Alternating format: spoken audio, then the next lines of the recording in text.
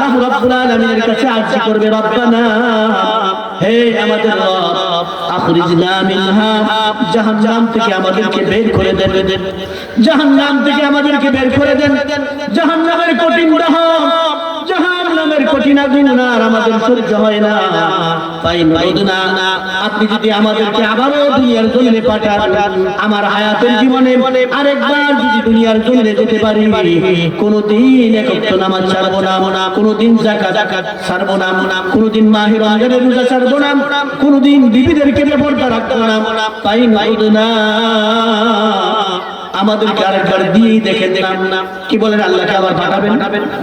যারা বলেন আল্লাহকে আবার পাঠাবেন, আর পাঠাবেন না। আল্লাহ রাব্বুল আলামিন তারা সত্য করবে, তারা বলবে ফাইন্না যালিমুন, আমাদেরকে দুনিয়ার জমিনে পাঠায় দেখেন, আযান হওয়ার আগেই মসজিদে যাব, মাহে রমজানের চাঁদ উঠলে রোজা রাখবো, মালদার হলে যাকাত দিব, বিবিদেরকে যুবতী মেয়েদেরকে পর্দা রাখবো। ও মালিক, একবার পাঠায় দেখেন। এভাবে কাকুতি মিনতি করে রব্বে কারীমের দরবারে আরজি করবে, ফাইন্না, আমাদেরকে যদি আবার দুনিয়াতে পাঠান, আল্লাহ আপনার একটা বিধানও আমরা ছেড়ে দিব না, আপনার একটা বিধানও আমরা লঙ্ঘন করব না।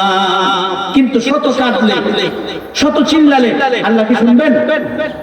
তারা নিজেদের উপর চাপ সৃষ্টি করে বলবে, মালিক, দুনিয়াতে পাঠানোর পরে আবার যদি আমরা আপনার বিধানকে লঙ্ঘন করি, আপনার বিধানগুলো ছেড়ে দেই, ফাইন্না যালিমুন, তাহলে আমরা জালেমদের, অত্যাচারীদের অন্তর্ভুক্ত হয়ে যাব। এইভাবে তারা এত জোরে জোরে কান্নাকাটি করবে, এত কান্নাকাটি করবে, আল্লাহ কি তাদের কথা শুনবেন? আল্লাহ রাব্বুল আলামিন ধমক দিয়ে বলবেন, আব্দুর রহমান, তোমার হায়াতের জীবনে সময় কম পাও নাই, কত মুয়াজ্জিনের কণ্ঠে হাইয়া আলাস সালার আওয়াজ শুনেছ, জীবনে কত উলামায়ে কেরামের কাছ থেকে বিবিকে পর্দা রাখতে হবে, পর্দা থাকা ফরজ। বিবি যদি পর্দা না থাকে, বিবি যদি পর্দাই না থাকে, স্বামীকে ধরবে। কত উলামায়ে কেরামের জবান থেকে বয়ান শুনেছ, হালাল পন্থায় উপার্জন করতে হবে। উলামায়ে কেরামের জবান থেকে কত শুনেছ, হারামকে বর্জন করতে হবে। উলামায়ে কেরামের জবান থেকে কত শুনেছ, সুদ খাওয়া অন্যায়। উলামায়ে কেরামের জবান থেকে কত শুনেছ, ঘুষ খাওয়া অন্যায়। উলামায়ে কেরামের কাছ থেকে কত শুনেছ। আব্দুর রহমান 60 বছরের জীবনে কোনদিন হারামকে বর্জন করতে পারো নাই, 60 বছরের জীবনে কোনদিন ঘুষকে বর্জন করতে পারো নাই, 60 বছরের জীবনে কোনদিন দুর্ভাগা হতভাগা তোমার বিবিকে পর্দা রাখার কোনদিন তুমি ইচ্ছা পোষণ করো নাই, তোমার যুবতী কন্যাকে পর্দা রাখার ইচ্ছা পোষণ করো নাই। আজকে তুমি বলতেছো না, তোমাকে যদি আবার দুনিয়াতে প্রেরণ করি, তাহলে তুমি আমার একটা বিধানও ছাড়বে না।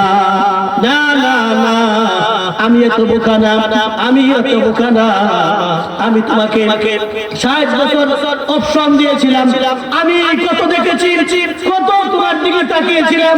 ফজরের আযান যখন মসজিদের মিনার থেকে হয়েছে, আমি আশা করেছিলাম, আমি তোমার দিকে তাকিয়েছিলাম, আমার আব্দুর রহমান ফজরের নামাজে যাবে, তুমি যাও নাই। আমি তাকিয়েছিলাম যোহরের নামাজে আব্দুর রহমান নামাজে যাবে, আমি তাকিয়েছিলাম যোহরেও তুমি যেতে পারো নাই, আসরে তুমি যাবে। আমি তাকিয়েছিলাম তোমার থেকে আসরেও যাও নাই, মাগরিবে তুমি যাবে। আমি তাকিয়েছিলাম মাগরিবেও তুমি যাও নাই, এশাতে যাবে, এশাতেও তুমি যাও নাই।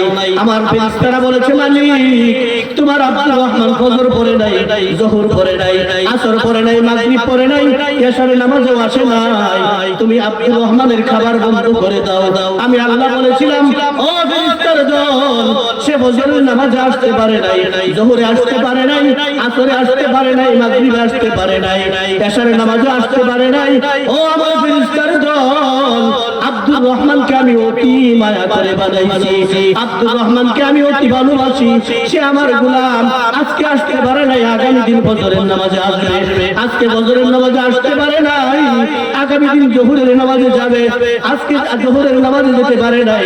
আমি আশা করি আব্দুর রহমান আগামী দিন আসরের নামাজে যাবে, আমি তার খাবার বন্ধ করতে পারি না। চিৎকার বেড়ে বলেন সুবহানাল্লাহ।